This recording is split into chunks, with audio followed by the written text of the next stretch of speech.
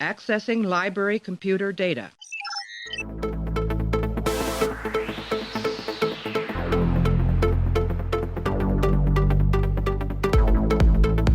And to make sure that history never forgets the name Enterprise. Hey everybody, welcome to the Pensky Podcast. If you haven't tuned in before, this is a podcast where we are running through all 178 episodes of Star Trek The Next Generation, giving our thoughts and feelings about each and every one. Right now we're up to episode 5 of season 5. This one is called Disaster. It's directed by Gabriel Beaumont. Teleplay goes to Ronald D. Moore, and the story goes to Ron Jarvis and Philip Scorza. It aired back on October 21, 1991. I think I've said October 21, 1991 for the past 3 episodes. I don't know if that's a mistake on Wikipedia or it was just a day of Star Trek in history. Anyway, in this one, the crew of the Enterprise are undertaking routine tasks when suddenly the ship is struck by some outside force, rendering much of it inoperable and many of the crew stranded in various locations. Eric and Richard from Trekabout are going to be talking Disaster with me, so right after this, we're going to go deep on Disaster. There are a lot of people still alive. Many of them are hurt, but I can't tell where they are. We need to start emergency procedures. Who's the duty officer? Lieutenant Monroe was in command, but she's dead. I believe Counselor Troi is the senior officer on the deck. Counselor Troi? She carries the rank of lieutenant commander.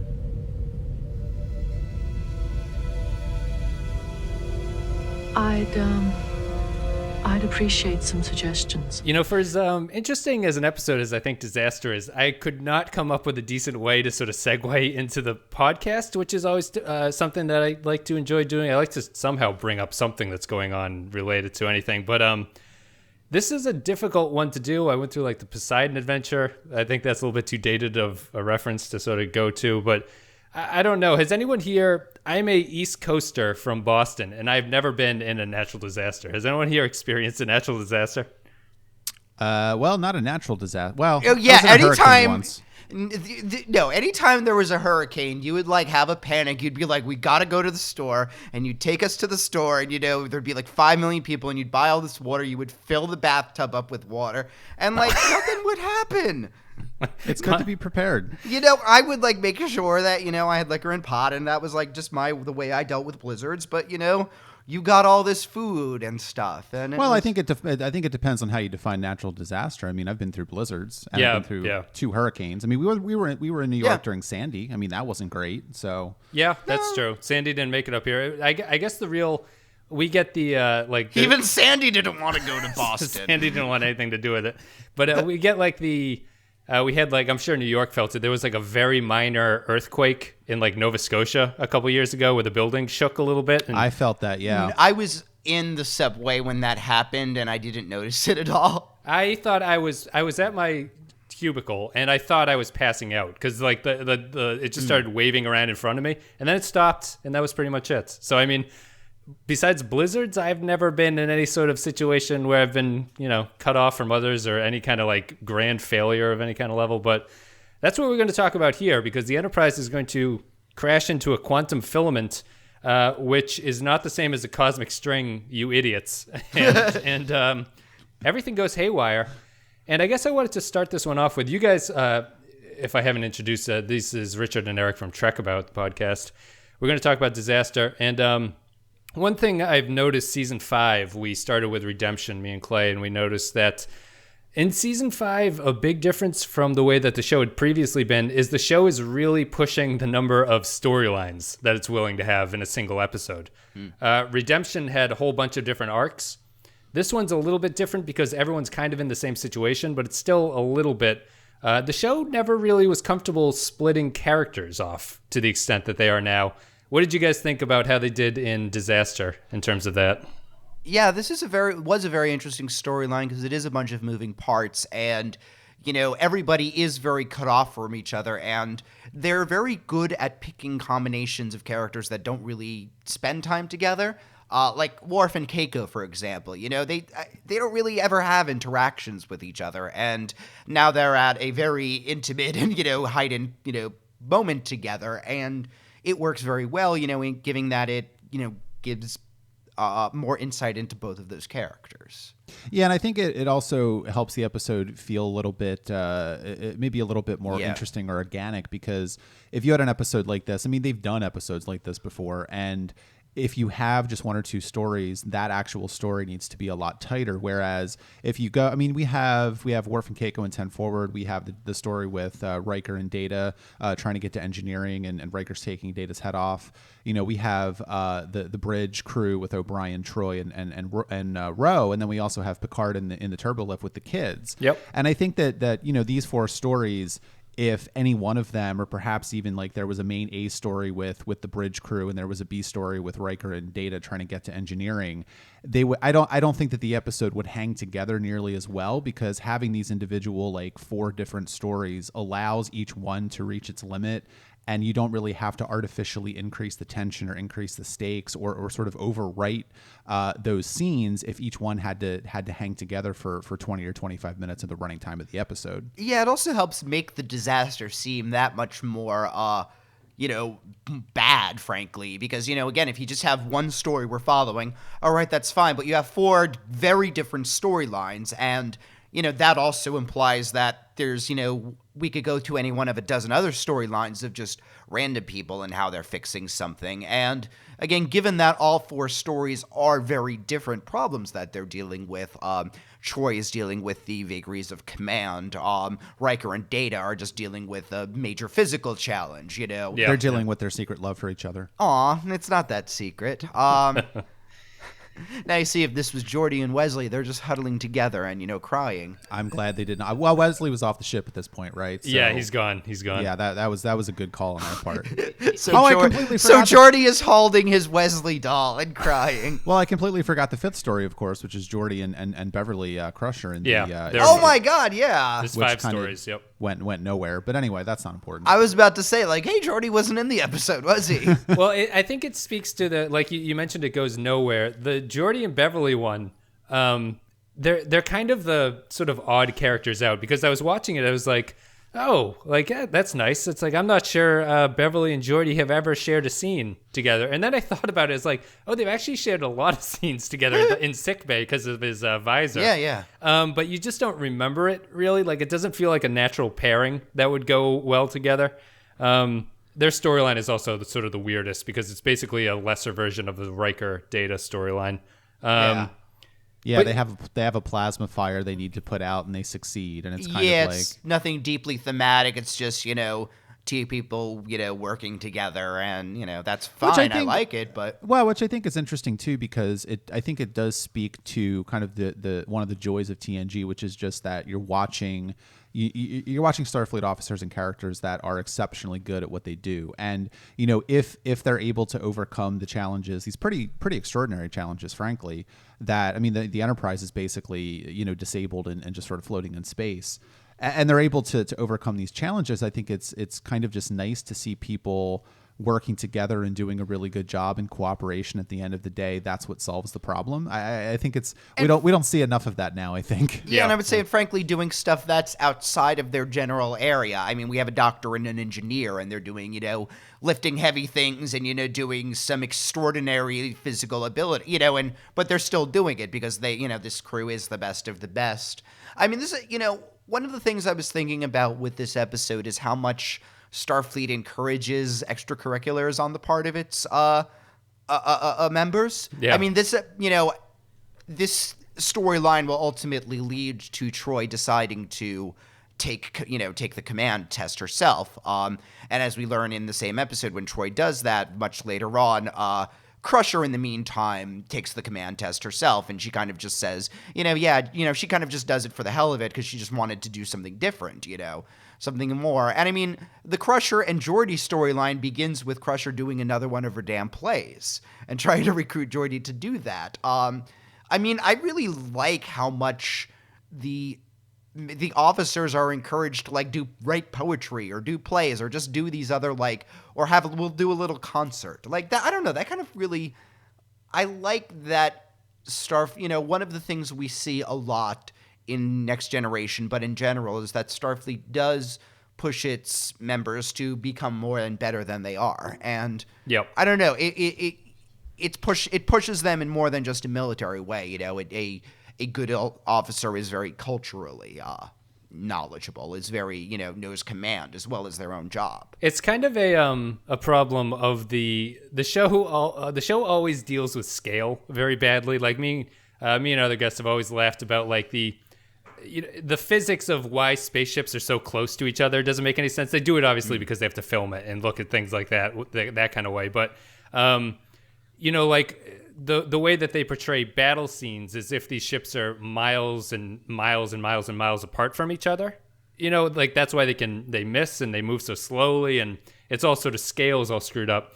They also have a hard time telling you how much time is passing in a lot of episodes. In a lot of episodes, it's very curious about how much time the show expects you to think is passing between places. And in the start of this episode, Picard has the opening captain's log about just saying, well, we don't have a mission for a couple days, so everyone's just kind of like relaxing and chilling in 10 forward, which is funny that they have this off time that the show never really talks about, just because it's such a narrative drain, I suppose. If nothing's going on, there's not really an episode, clearly.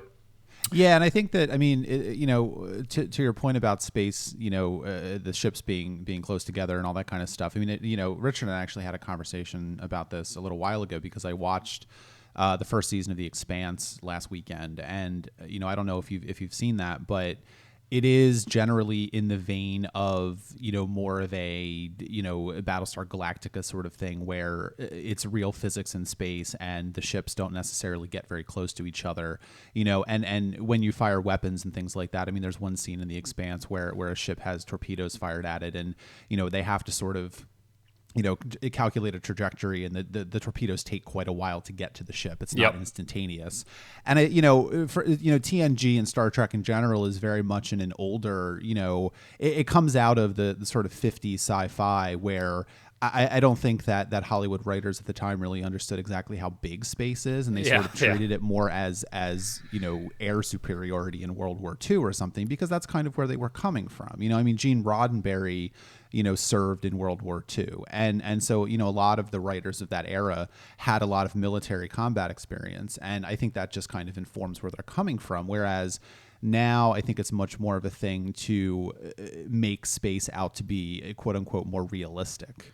Well, that's actually pretty interesting, given that, especially the original Star Wars coming out when the space race is at its height, and when we are, first going to the moon, and, when space is this goal that we can do, and it's exciting and we can go. And so, of course, yes, we can eventually imagine, where, things can go faster than light, or, where space is just an ocean, planets or continents, whatever.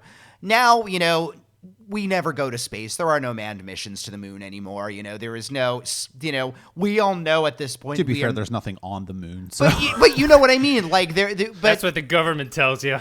We know what's up there. But that's where national health care is. It's on the moon. But to be fair, we know that there's nothing on the moon. Like there is, so it does make a lot more sense to think of space as space, as drudgery, as, no, it's not, exciting adventures all the time. It's going to be, well, it's easier to have a more cynical or realistic view of space now than it was. Well, yeah, in the 90s. And this is getting kind of far afield, but I think that, there was this interesting statistic I read a couple of days ago, which basically said that, if you gave each person in America like an acre of land in Texas, 95% of Texas would still be empty. And so there's this idea that we need to go out into space because we're running out of land, which, frankly is not true. But right. Anyway. Yeah. Well, you always get that when you fly in an airplane. And you look down, and it's just like, for all the complaints about like space and everything, you if you fly across this country, you just have, huge swaths of nothing going on that you're flying over. And it's just like, oh, there is a lot of space. It's just when you're on the ground, it's hard to see. I mean, hell, moving from New York to Portland, Eric and I were going around the other, and there was just like this huge lot, and we're like, oh, there's no space in Portland. We're used to New York being so crammed and overbuilt, and, there's stuff everywhere. It is weird to, that is a different perspective, I guess. But yeah. No, it's just interesting how the scope of it affects everything. And I think that's something that TNG's scope kind of impedes sometimes. Another thing that's funny about TNG's scope is that What did you guys think about the fact that, was it a mistake or was it right, that there's really no nefarious plot line in this story? I like that because, I mean, not every, this is if we're going through the classic plots, this is a man versus nature plot in a lot of ways. It's just a random disaster. There is no, villain in this episode. And I mean, this is in a way Next Generation.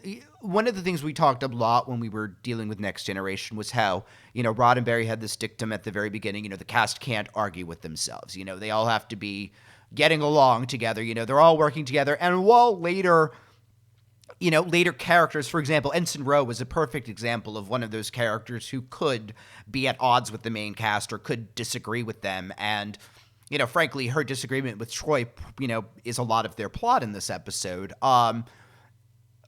But, this is an example of where they could have a life or death plot, but there is nobody to argue against, and they can all work together, but it doesn't really impede any of the drama of it, I would say.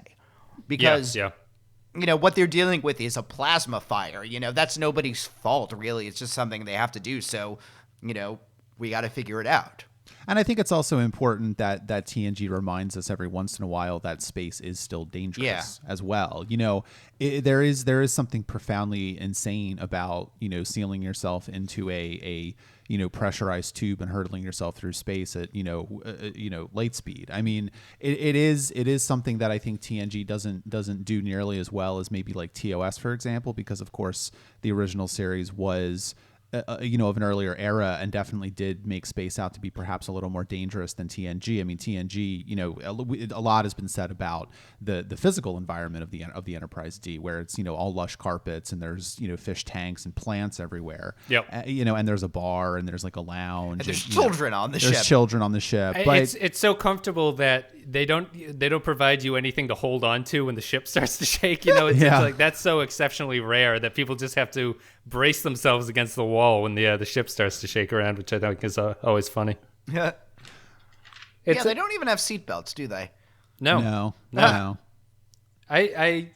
It's always an interesting thing about like what causes the ship to shake. Like when they go to light speed, the ship doesn't shake, or they don't show like any inertia or anything like that. But if it gets hit by a cosmic string or quantum filament, it sort of shakes around like crazy. I don't want to go too far afield and start talking about the Star Trek: The Next Generation technical manual that I'm looking at on my bookshelf right now, but I could. So please don't make him. Don't do it. Oh God, change the subject right now. Is that the soft cover, purple sort of maroon cover manual? I think. It's actually, I think, I guess that's right. It's kind of a maroon color. Yeah. I'm sorry. I'm trying to pick it out between all of the other gigantically long Star Trek books you have.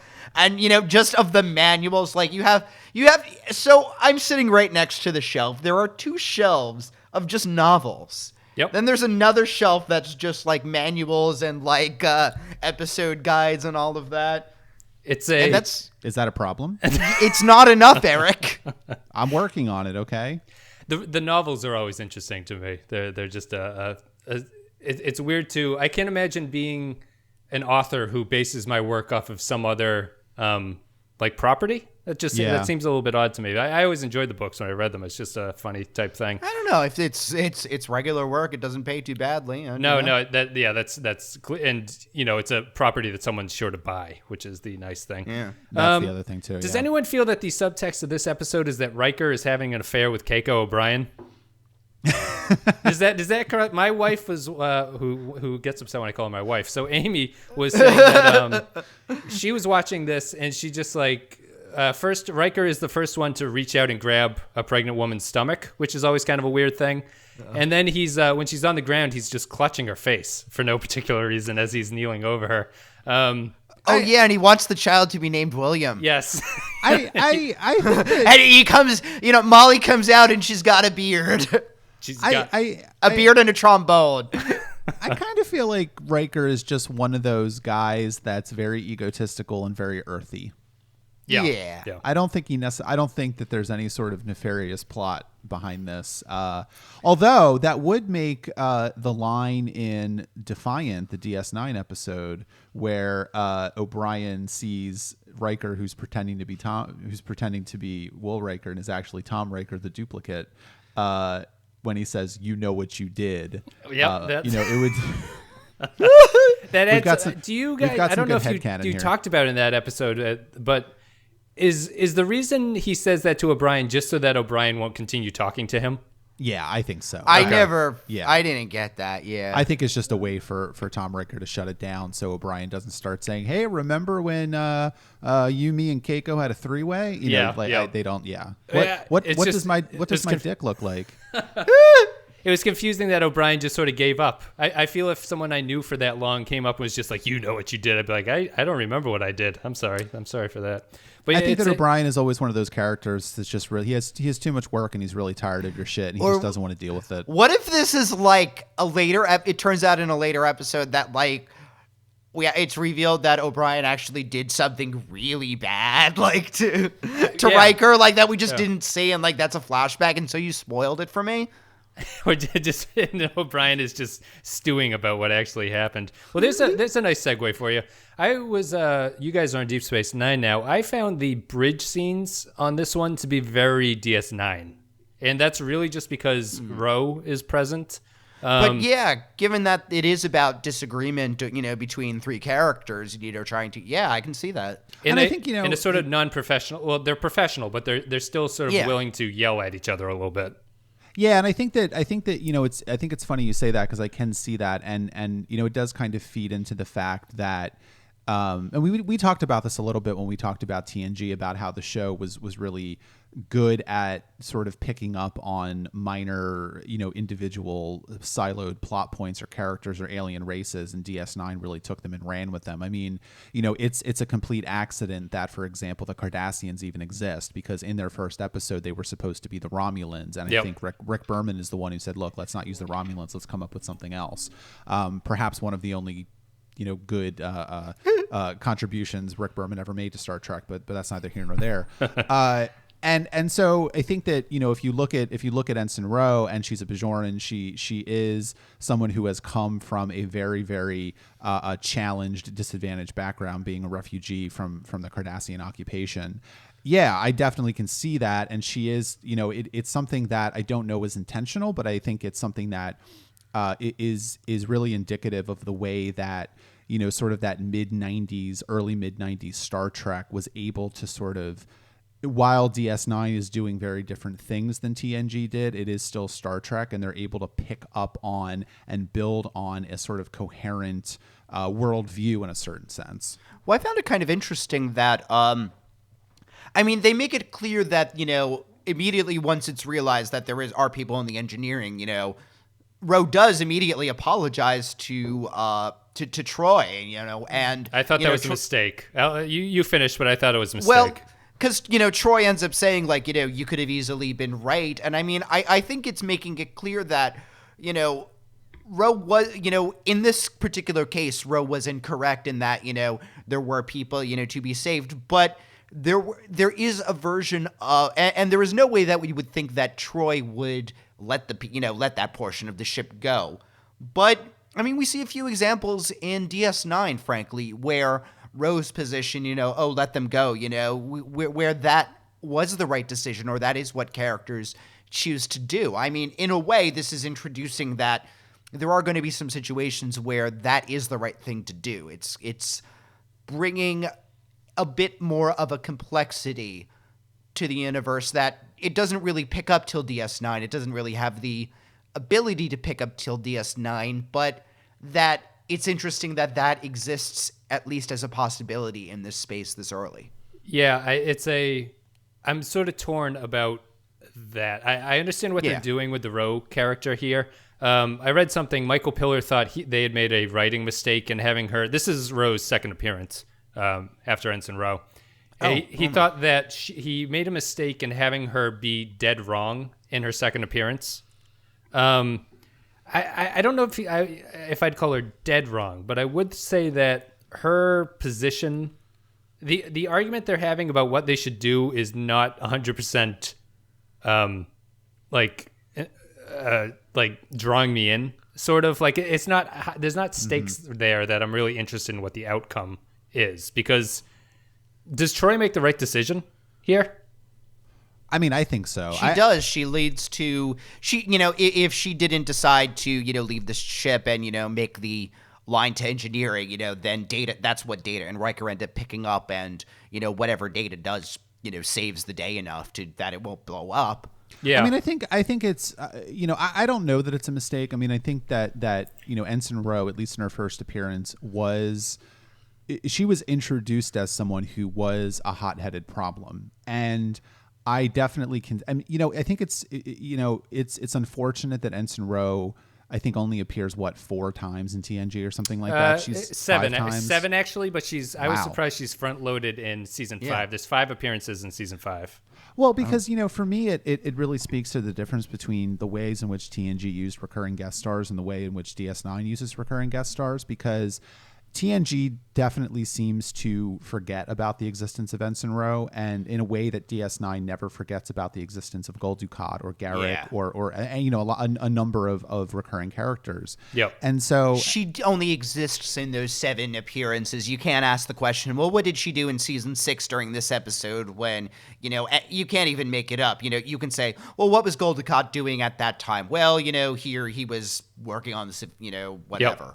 Right. There's much less of an understanding that this is a timeline, and much more of a sense that these are siloed adventures, that if they need Ensign Ro for an episode, they'll call up Michelle Forbes and see if she's available. Yeah. But what I like about, I think it's consistent with Ensign Ro's character for her to argue with Troi. I also think that it's consistent with Troy's character to try and build some sort of consensus, because that's what Troi does, and she is a very reasonable person. I also like the fact that these are 2 strong, capable women that are having a disagreement that, while it's a little heated, is professional, and at the end of the day, they're also able to come to an understanding at the end. I mean, I think it's very clear that they, part of, I think, the apology is the 2 of them acknowledging to each other that the heatedness was not a personal thing between them. It was, dealing with the fact that they make the wrong decision, they're all dead. Yes, they are dealing with something that is very stressful, high stakes, and they need to make the exact right decision here. So the apology to me is a little weird, because it feels to me it would be more in Ro's character to be like, you were right this time, but what if you had been wrong? Sort of like that feels like a very Ensign Ro thing to say back to her. I don't mind the apology, just because it's sort of like a TNG, like, oh, we got to wrap up now, and like we can't have these characters fuming at each other for the remainder of the series.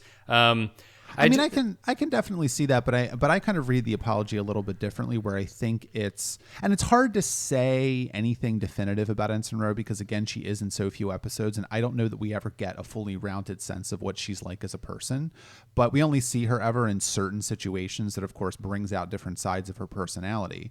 But to me, that apology reads much more like Ensign Ro trying to fit in the ways in which the Enterprise crew does things. That's kind of along what I was saying. If we may, we're okay with spoiling a little bit of DS9, aren't we? Yeah, go ahead.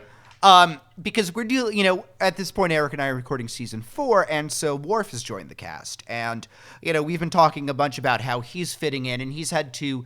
He is used to the Enterprise at this point, and DS9 things are different, and he's learning how to, for example, how to give orders, in a DS9 kind of fashion, how to deal with elements like quark and, which didn't exist on the Enterprise. And so, Ro is almost dealing with the opposite of that story, or more, chronologically, Worf is dealing with the opposite of Ro's story, where she has come up from, she was in prison for a while, she is learning how to do things the Enterprise way in a lot of ways. And, I think because the Enterprise does accept her, even though she doesn't necessarily see eye to eye, in all of the ways, but I don't know. It didn't feel weird to me, but I don't know. I always wish they had done more with Ro. Yeah, my understanding was that she was supposed to take the Kira role on DS9, right? She was, yeah. Which, and this is way ahead, so I'm going to say just one sentence, and then we're going to move on. It's weird to me that the penultimate TNG episode is a Ro Laren episode. Yeah, we thought that was weird too, but anyway. Outside of that, I think Ro's. Ro suffers from, I think, what you were talking about. The show has a different understanding of how guest stars are supposed to work, where Ro's personality kind of doesn't make a lot of sense to me in a way that she's treated by the rest of the cast. Like, to me, the only character that really stands up to her in any sort of chain of command is Riker. Riker frequently yells at her about things, and it's understandable because she does give her superior officers quite a bit of sass. You know what I mean? Like, it's to a point where you start to wonder about, like, is she just being difficult, or do the other characters not want to fight back against this? It's interesting, and as much as I like her personality. Well, and frankly, a lot of the Riker standing up to her doesn't that turn out to be just sexual tension? He wants to put his pee in her. Yeah. In her V. Yeah, no, I think, well, the other thing too, and I could be wrong about this, but wasn't Ro initially a higher rank than she is now? Wasn't she busted down to ensign because I forget exactly what the circumstances are for why she was in prison. I think so. And so that could speak to it too, maybe, where she's used to being afforded a little bit more latitude in pushing back against her commanding officers because she used to be a higher rank. I didn't remember if it was a higher rank or simply like she's Riker's age and he's so much higher than her because she's been in prison for I think there may be may be some part of it too. I'm not sure either way. Well, and I also think, frankly, too, that the Enterprise, I think that what we see in Star Trek, and I think we see, we've been talking, a little bit about DS9 here, that each starship and each sort of starbase, maybe run a little differently, and so Ensign Ro just might have come from a starship that was run a little bit more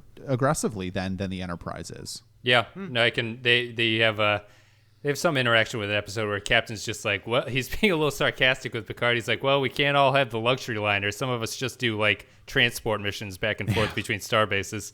That would be a sad thing. We are looking at like the best of the best here, I guess, in terms of their adventures. Let's talk. I mean, that's it. Go again back to DS9. There's one where Bashir meets an old classmate of his who went on one of the big starships, and she's saying, "Oh my God, it's so boring. Like we're just like charting stars all the time." Yeah. And I guess that's what those we had a few days of downtime is supposed to be like. They're just doing really basic surveying stuff. Stuff that for example, Crusher doesn't really get involved in. But the stellar cartography team is for example, that week they're busy. Yeah, very, very, very excited. Boy, stellar cartography #1. They got their blue shirts out and ironed them very crisply, and then just head out the door. So I think that would be a great spin-off. Yeah, they should always do a stellar Enterprise stellar cartography or whatever, just so one season. Brian Fuller, give us a call. I was going to say that's we will write this for Brian Fuller. That's what the people want, Brian. So I'm going to get out on a ledge here and just say that this is the best Troi storyline that they've ever done. Mostly because I felt it was very satisfying and it didn't piss me off on some level. No, it is a good Troi story. I mean, that's all I had to say about Richard just leaving that hanging in the air. She's not in a relationship, as far as I can tell, which is nice. That's a plus. She's not complaining about losing her powers, which is a plus. Her powers are actually useful here in a realistic way. She can tell that people are alive, which gives her sort of a insights into her rationale as to what she's choosing to do. It doesn't involve her mother. She makes her own decision, and she grows as a character over the course of this episode, which is summed up in the two great lines where I think the writing of the script is really tight. It's really it moves very quickly, and there's Ron Moore, who wrote it, does a lot of work with two lines. He does it starts off the Troi story with she makes the mistake about calling it a cosmic string, and O'Brien's like, not really. This is totally different. And then it moves into her final line is, "We'll do what we do when I tell you to do it," which is just it's a nice development between those 2 points. Well, I thought the episode would originally be her like, "Oh, what am I gonna do, and how do we get?" But when she finally comes to, she does dig her heels in when she completely shoots she considers Ro's suggestion, but no, we're doing this. I am completely disagreeing with you. There is a degree to which Ro is trying to intimidate Troi a little bit, and Troi's not taking any of it. Yeah. Well, and I think too. I mean, watching TNG, I think we finished it almost a year ago at this point. But rewatching the whole show, as an adult, was a really instructive experience because characters that I maybe necessarily did not think very highly of or did not think were very good characters like Troi or like Lwaxana Troi. I mean, the two Trois are kind of the perfect example of bad Star Trek characters. I mean, I did not come around to Wesley Crusher, for example. I still think Wesley Crusher was a huge misfire. But, Troi is one of those characters that, if you want to talk about how women in Hollywood are written generally, they're usually written by men. And I don't think that men necessarily know exactly what to do with female characters on television shows sometimes, unless they put them into a relationship or make them hysterical.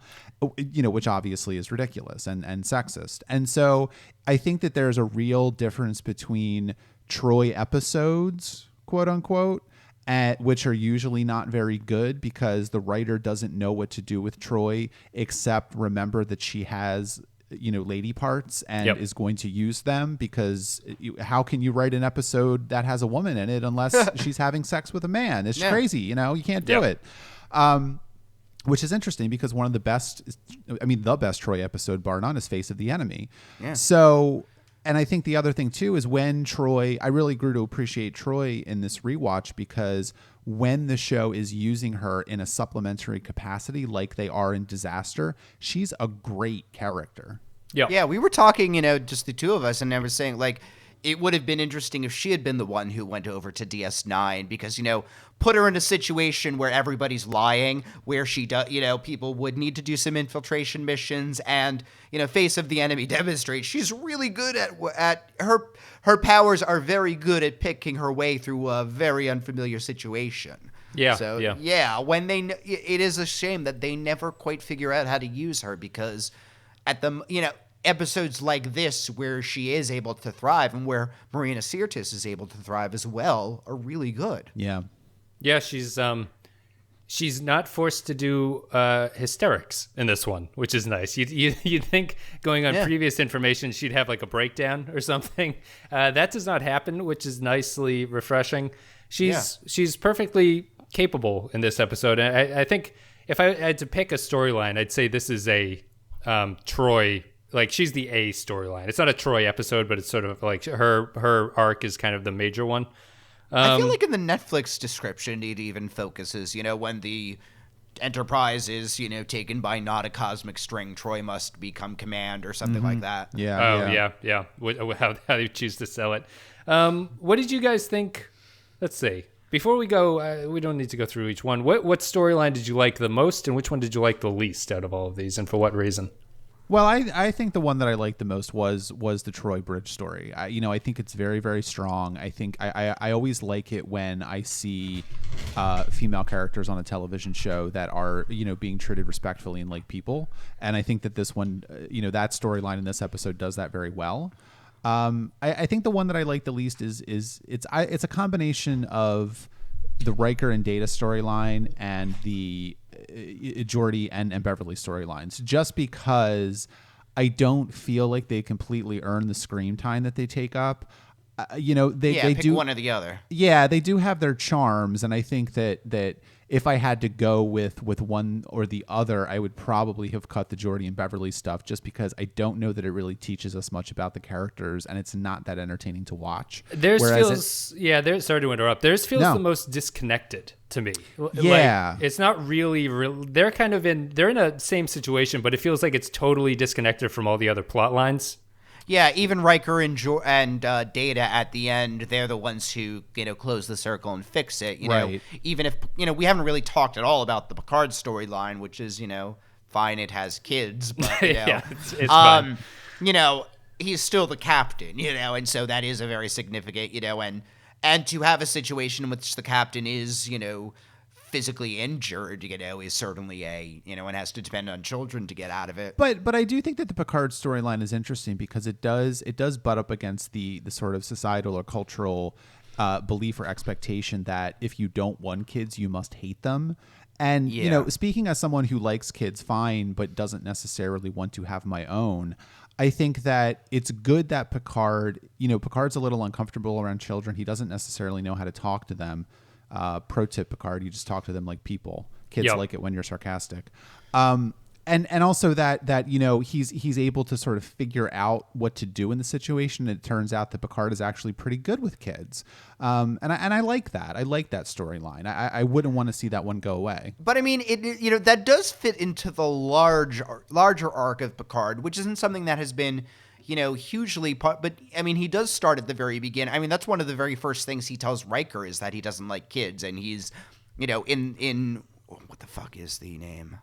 Farpoint? First episode. Farpoint, yes. Yeah. In Farpoint, he tells Riker, I really don't want to be around the kids. I'm not comfortable being around kids. And, this is an episode which starts off, he's like, we're not going to the bridge. We're going to show you stellar cartography. Isn't that fascinating? And by the end, he's had such a fun time. He's taking them to the battle bridge and, he thinks it's awesome. And I mean, this eventually going where Generations goes, which is dealing with, and whether or not we like Generations, which, spoiler alert, we don't. The fact that Picard did not, chose his career over family, ultimately that does kind of contextualize his discomfort with children. I mean, because to a degree, he's almost, letting his discomfort take over because he doesn't get to have that, Yeah. I'm not going to be upset about the fact that I never had children because I don't like them anyway. Right. Yeah. He's chosen his thing, and he's worked in his justification. It feels to me a little bit right before this episode, we had the Silicon Avatar, which is the return and death of the crystalline entity. It's funny to me that at this point, some of the things they bring up, I'm almost like, maybe the show should just forget about that. Picard's hatred of children isn't as bad, but like the crystalline entity, that was so tragic when it returned. But it really feels it's just like, oh yeah, this was something from the first season. Or like in the 7th season when they decide that what they really need to do is bring Damon Bach back, and you're like, why? Right, yes. It's not only let's bring back an annoying race, at this point in TNG, let's bring back one of the worst of that race to, cover everything up. I don't know. I will justify the crystalline entity because they did manage to take that plot into the very TNG, even this could be communicated with, and that it ended on such a tragic note. I did really, that's one episode I remember very well just because it did end so, it was just such a sad and missed opportunity. And, this TNG in general rarely ends on so bleak a note. Mm-hmm. Well, my co-host, Clay, calls them Data's cold as ice moments, where a lot of Data episodes end with him just being brutally unemotional to somebody. And it's always satisfying. It's always like, yeah, that's the way a Data episode should end. It's just kind of a funny little quirk they have. I'm going to say this is Michael Dorn and I think her name is Rosalind Chow. This easily some of their best work. Oh yeah. Rosalind Chow for 100%. Who is Keiko. They're both good in it. You may now give birth, yeah. Yes.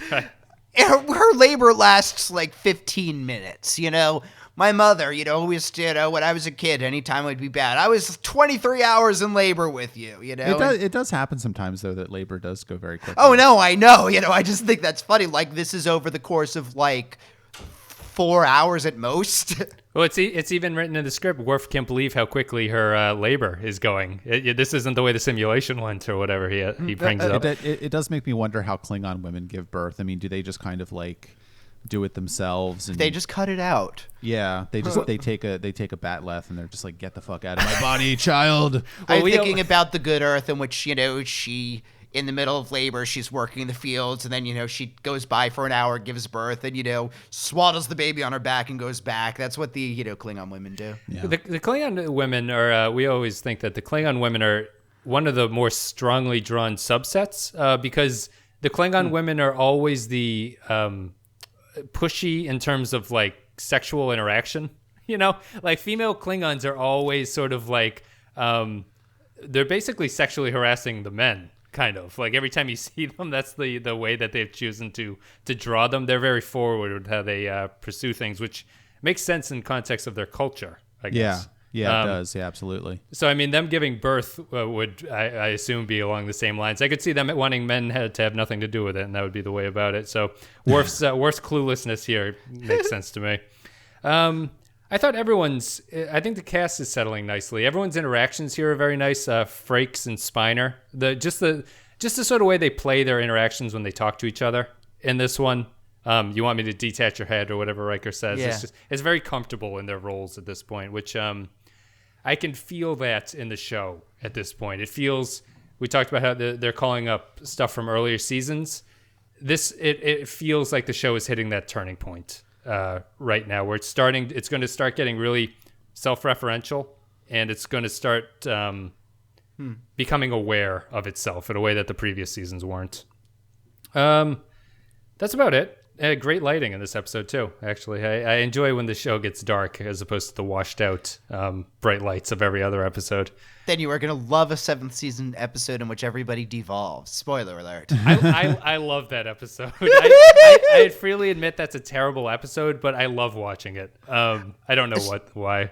Okay, so I just have one question though. At the beginning, they're talking about the baby, Molly, as it turns out, as if it's a boy. And they're, what's his name going to be? And at the end of the episode, it's a girl. So I'm very confused. I don't know why. Yeah, did they have a discussion about they don't want to know? I don't remember that. That's what I assumed, yeah. Yeah, it was weird. Yeah, I think that it was maybe just supposed to be dialogue that was not intentional. I mean, I don't know. It's hard to say. I mean, but does this have anything to do with Spot changing from boy cat to girl cat? Or even kind of cat. It turns into the orange cat eventually, but at some point when it's oh my god, is Spot a changeling? Oh my god, this is our fan theory. We've blown the entire series open. Yeah, I think that they probably were just supposed to assume that Keiko and Miles. Yeah, but you think they'd say like, okay, well, it's going to be William if it's a boy, or Janie Lee if it's a girl. Well, that Miles really wanted a boy. Yeah, and Keiko, they're very disappointed that this is a girl. I think that's the. Well, I mean, it's Molly. Wouldn't you be disappointed if you had a kid and it was Molly? Molly's fine. It's the perfect name choice for that character, I think. In a way, like, I guess it's the O'Brien sort of Irish thing, but just like Molly O'Brien, it couldn't be any better than that. Yeah, She'll go on to great things, Joe. So everyone can look forward to that. All right. Well, I think we've talked disaster into the ground, which is an interesting episode. So many storylines. So we talked about Bev and Geordi. Oh, I do want to bring up one last thing. Do you think Geordi? How high on Geordi's priority list is making the button that makes the air come back into the shuttle bay closer to the button that opens the door on the shuttle? I think he's probably going to hotwire it into the comm badges at this point. I think tap 4 times on your comm badge to repressurize the bay. I think that's probably a good thing. I mean, I feel that storyline was not really great. Also, why did both of them have to be couldn't one be at the console and the other be by the button? Well, the thing was that they needed to hang on to something, or else they would have been sucked into. So you think that maybe they needed to put maybe that's another engineering choice. They need to put a bar by everything. Yeah, that's just a safety feature, like an old person's shower where they have that bar they can hold on to. I think you're probably seeing the limits of the sort of clean future aesthetic in a way, because this kind of thing didn't happen on Battlestar Galactica or a lot of other shows because there was shit everywhere. That's true. And we just watched The Matrix, and what you could hold on to. There's wires and pipes everywhere. It's really, you don't have to worry. Yes, in the walls, there's so much stuff that you can just grab. I have studs everywhere, convenient studs everywhere when you're in the wall trying to protect yourself. Well, yeah, Keanu Reeves and Lawrence Fishburne and Al Perrineau. They're pretty.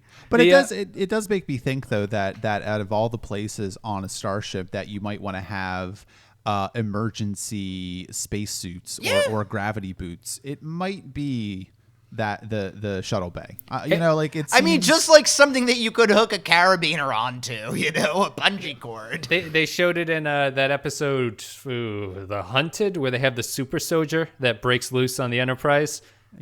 He goes into one of the shuttle bays and he pulls out like a prepackaged spacesuit, and they all think that he went outside the ship. So they are in there. They just weren't thinking very clearly about what they need to do.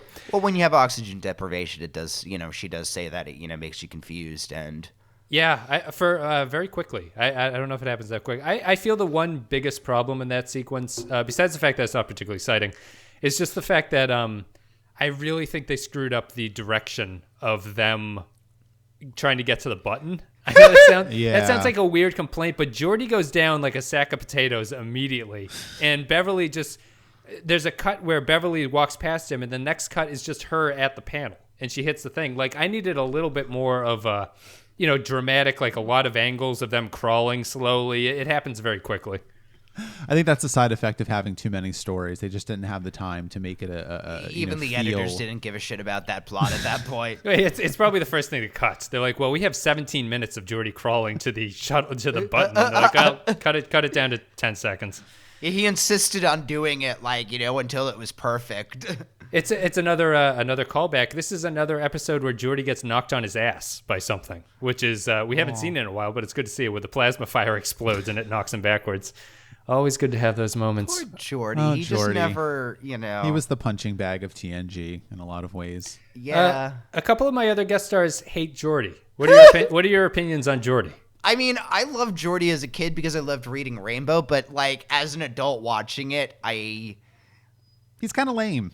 Yeah, I wouldn't hang out with him. No, he's a dork. And I don't mean that in a bad way, but not in a good way either. Yeah, I don't think that he would be very fun, and I don't think that he necessarily has deep philosophical conversations. I think he probably is a lot like Scotty, except for the drinking. And as we all know, Scotty just liked to hang out in his room and read technical manuals all the time. I mean, Scotty would at least be fun. Well, that's what I'm saying. I mean, Geordi basically does what Scotty does, only Geordi's not drunk. Right. Yes. So it all comes out. Scotty in the wash. could get a nice lass if he needed to. Geordi can't. I feel I agree with that as like a character thing. I feel that Geordi, the storylines that Geordi gets as a character are not storylines that are suited to LeVar Burton.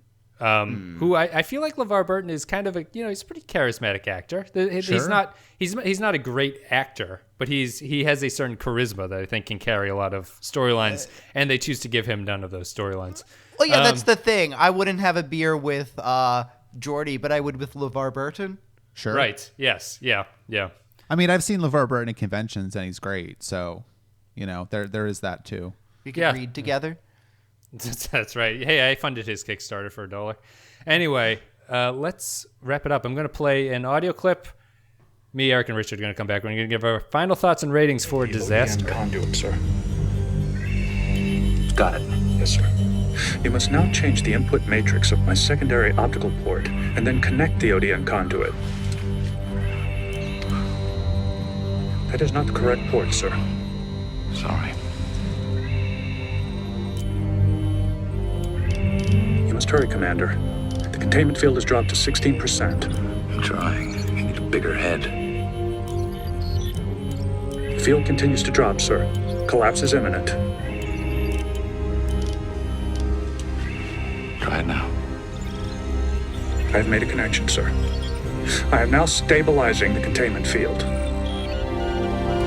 Sir, the field strength is stabilizing. 18%. 20, 25. I guess they got our message.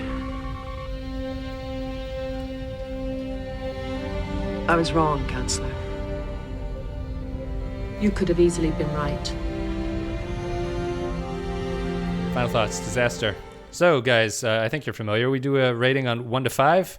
If you want to just give a little summation about what you thought in this episode, 1 is a terrible episode, 5 is a fantastic. Where do you guys stand on Disaster? Oh, well, I would give this 3.5 Troys out of 5. Sure. No, I like this one. This is a very good, solid, solid adventure episode. It has a lot of good character work. Maybe it would be stronger if either if the Geordi Crusher plot were cut or made more interesting. As it were, it was very good to watch again, and I had fun with it, and I would watch this a third time. Okay. I will give it a 3.75 out of 5, just to be difficult. Sure. And Disaster is one of those episodes, I kind of slot TNG episodes into two different like columns, like episodes that if I just want to watch a TNG episode, I'll put it on, and episodes that if I just want to watch a TNG episode, I probably won't put on. Yes. And Disaster is definitely in the latter camp for me. I don't, it's not an episode that I kind of remember exists, but whenever I watch it, I do enjoy it. And I think that, one of the things that I don't think TNG gets enough credit for is being a little experimental in its structure sometimes. And so I like the fact that the show at this point in the early 5th season is so confident that it is able to sort of go outside of the standard A plot, B plot dynamic of most of TNG's episodes and do something a little different, and also take characters that don't necessarily interact with each other all that much on the show and throw them together and see what happens. And I think it's a testament both to the comfort that you spoke of earlier with the actors kind of being comfortable in their roles at this point, and the comfort that the writers have in writing for them at this point, knowing what their reactions would be and knowing what their reactions would be to the situation and characters that they don't necessarily have a lot in common with or even deal with on an everyday basis. So I like it. It's a good episode. Yeah, it's sort of a interesting sweet spot for me. I'm going to give it a 4 out of 5. I think that I really always like the high concept Star Trek episodes. I like high concept sci-fi in general. And this one is sort of a high concept episode, but it's also avoids the pitfall that a lot of high concept stuff has where the characters don't make a lot of sense. The example I would always give is Identity Crisis, the one where Geordi turns into like an alien. That is a high concept episode that completely ignores what the characters are about. And that is why it fails in that regard. Where this one is, the pitch is just, the ship gets hit by something and everyone's locked down, total disaster. It's like, oh, that's good. That'll be fun. And it's also nicely fits into how all the characters interact with each other. So it actually makes sense within the TNG universe. And I like that kind of stuff. I like this episode. It's a 4 out of 5 for me. And I think that it's one that I always think about when I'm in the little Netflix queue or whatever, looking at the breakdowns of what's going on. Cool. Well, guys, thank you very much for coming on. Thank you for having us. Thank you. If people are interested, where can they find you doing your current run-through of Deep Space Nine? They can find us at trekaboutshow.com. Check them out, guys. They're very good. They're doing a lot more of these episodes than I've ever done, and they're probably in year 7 of this project. Chronicle doing their own little version of stellar cartography. I can't say stellar cartography very easily. They should rename that. We've been doing this so long that we're all gray by now. And we can say stellar cartography really easily. It's the most important department. Guys, thank you very much. If you're on YouTube, like and comments appreciated. If you enjoyed the content, you're on rating. You want to give a rating on iTunes, that's always appreciated as well.